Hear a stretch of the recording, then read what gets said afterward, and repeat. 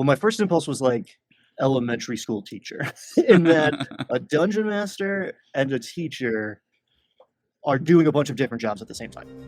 Welcome to DireDen. I'm Brad Wolf, and I have special guest Ryan Doyle from Verdigrease Table with me today. How's it going, Ryan? Awesome. Happy to be here. Excited to have this conversation. Today we are talking about the roles of the Game Master, and specifically the teacher role today is what we're focusing on. And we're going to be talking about what it's like to teach and kind of train your players to play the game that you all want to play, right? When I say the Game Master is a teacher, what does that make you think of? Imparting knowledge, right? Be it through narration, you're describing the situation that the players are going to have to interact with, or at least their characters, but you are also describing the rule set a lot of the time, right? Maybe you're just pontificating from on high about like, this is the way it is. I tend to be a little more explanatory when I'm making a judgment call, particularly if it goes against the players or it's an edge case or something.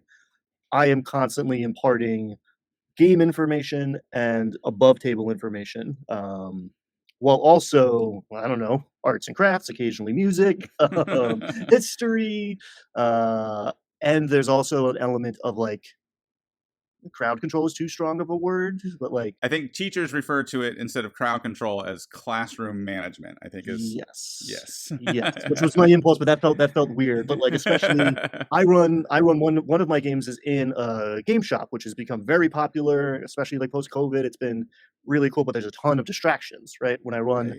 5 people in my dining room, it's a different experience than when there's a lot of people walk up to the table and say, "Hey, what are you doing?" in the middle of a dramatic moment, or whatever. Someone, can I go to the bathroom? I'm gonna buy a soda. So reading the room, commanding attention, shining the spotlight on different people, these are soft skills that a DM and a teacher very much needs to develop. That's a great point. Like the sharing the spotlight is something I often think of when I'm talking about like from a storyteller perspective or from like a game management perspective. But yeah, that is very similar to what a teacher does in the classroom, right? Because you don't let the smartest kid in the room answer every question or no one else learns, right?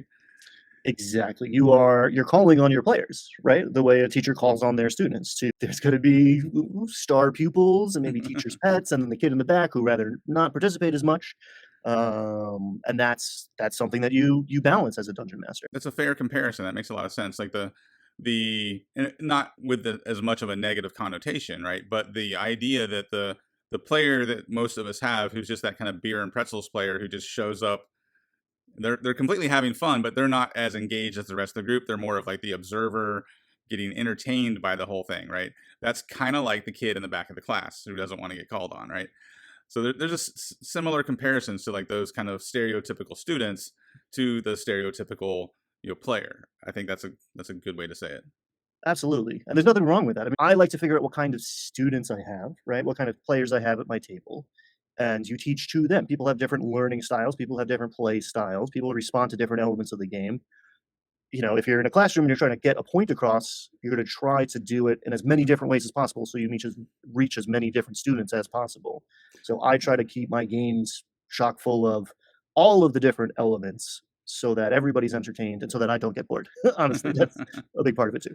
Yeah, so that again, that's another extension of the teacher metaphor, like implementing the different styles of play: social, combat, exploration, puzzles, the deeper role play, the character arcs, the silly moments, right? All the things that we incorporate in role play is kind of like thinking of like students with learning styles. That makes sense. With that said, how do you introduce new players to the game? Because that's kind of the obvious part of the teacher role of a game master, right? Is the new player. Yes, and I love that. And I've done it a lot. I brought a lot of people into this hobby before I started broadcasting. Hey, get into this hobby on the internet.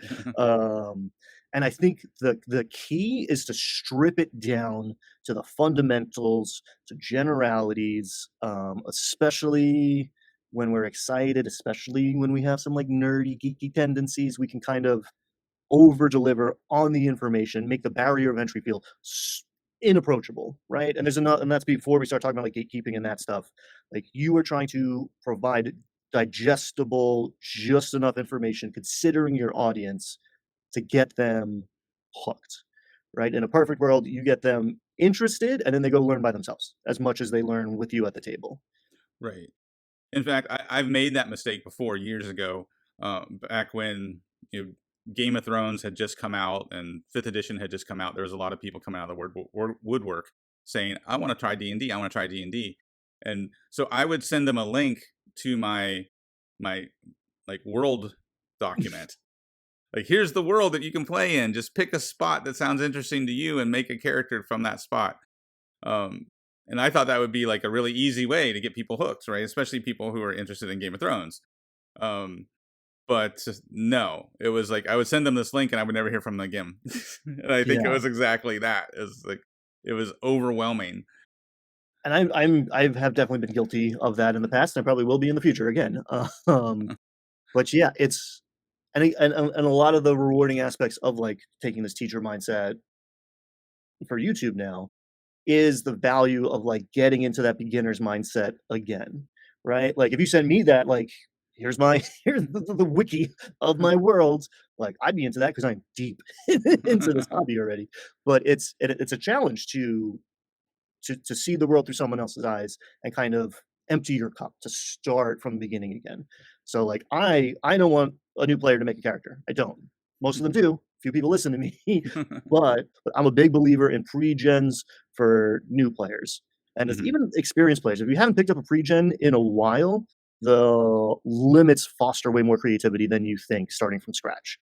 That's a good point. Yeah. Tell me what you want to do and roll a D20. Like that's about the bare bones that I give them, and everything else they just kind of learn on the way.